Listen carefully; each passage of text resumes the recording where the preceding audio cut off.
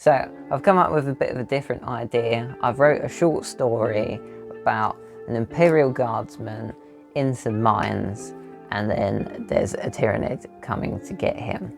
So I thought I'd make a little diorama that I could show this little story on. And I've basically cut roughly these bits of MDF into strips, which I'm going to use to make the tunnel that this takes place in.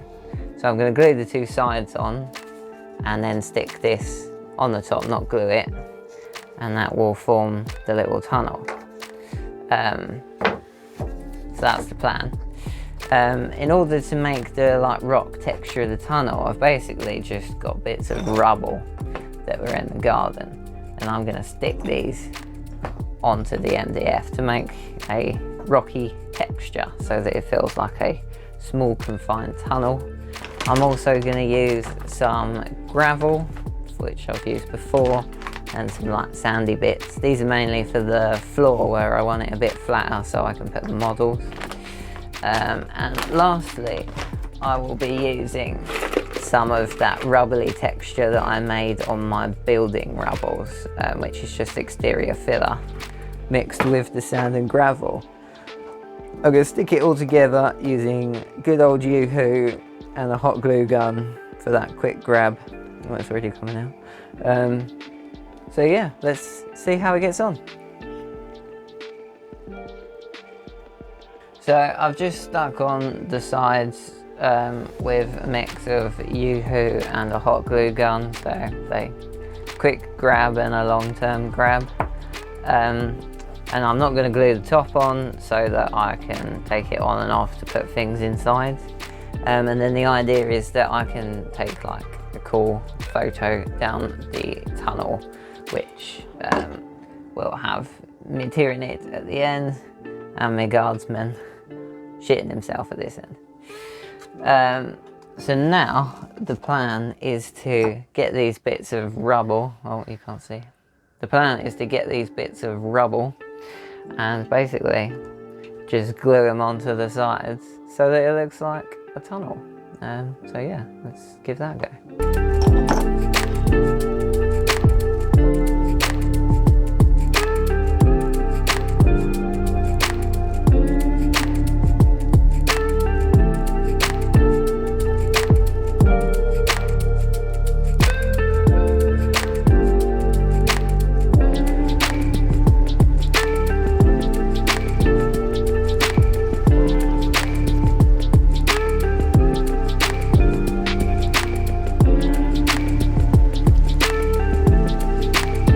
So I've just glued on the rubbly stuff onto the sides of my weird tunnel thing. So we're just going to see what it looks like if I put the top on, which doesn't have any texture yet. And then pop out little Tyrannid boy at the end.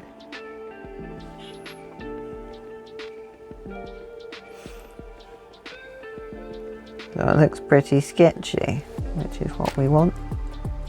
So I've just stuck a lump of rubble to access the ceiling, and I've stuck that in but made sure that it fits within the existing rubble, and don't really need to put any more rubble on the ceiling because you can't actually see the rest of the ceiling. So I just need to fill in this void up here and then put a bit of texture on the bottom. I'm just going to put sand and gravel to keep it a bit more flat down there.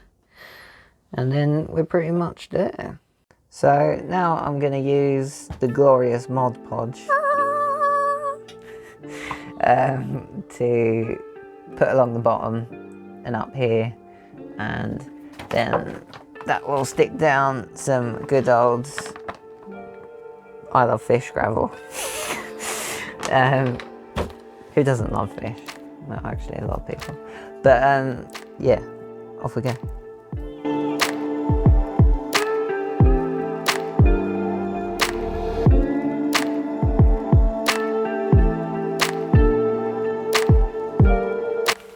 So now we're going to get our decorative stones and gravel and simply just pour it in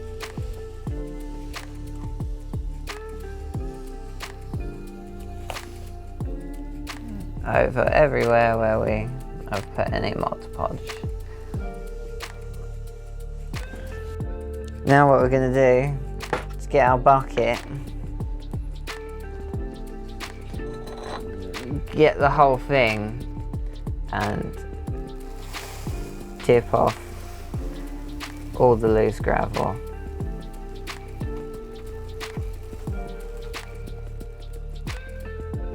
So now I need to spray the gravel with watered down Mod Podge, which I'm just using this bottle of degreaser. I've watered it down about 1:1 Mod Podge to water. And then you're just gonna spray it on.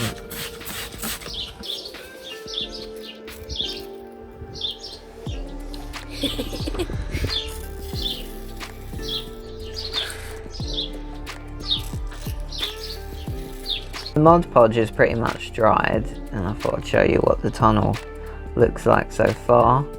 And if we pop the Tyranid into the tunnel and then pop the roof on, we can see how it's gonna look.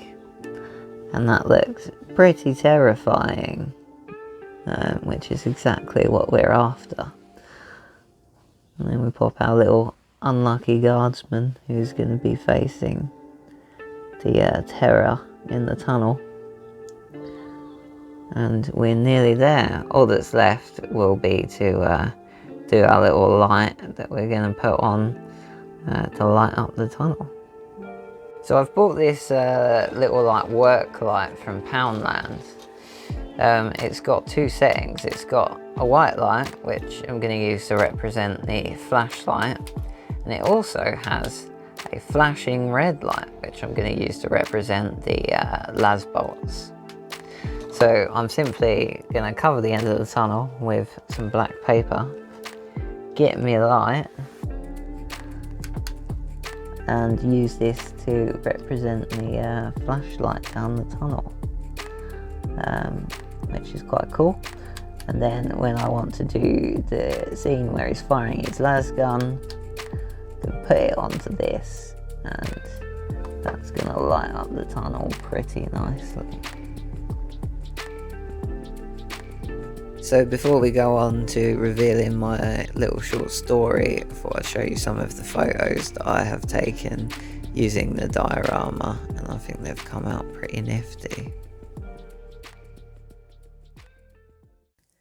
A short story, Death in the Tunnel. The snap and crack of las gunfire sounded in the tunnel ahead. Sweat beaded on Darwin's brow despite the chill air.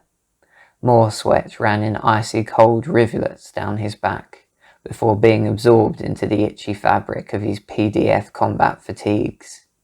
Fear crawled into the pit of his stomach and clawed at the corners of his mind. His breath came in ragged gasps, steaming in the cold air. His eyes snapped back and forth frantically, searching the tunnel ahead for any sign of movement.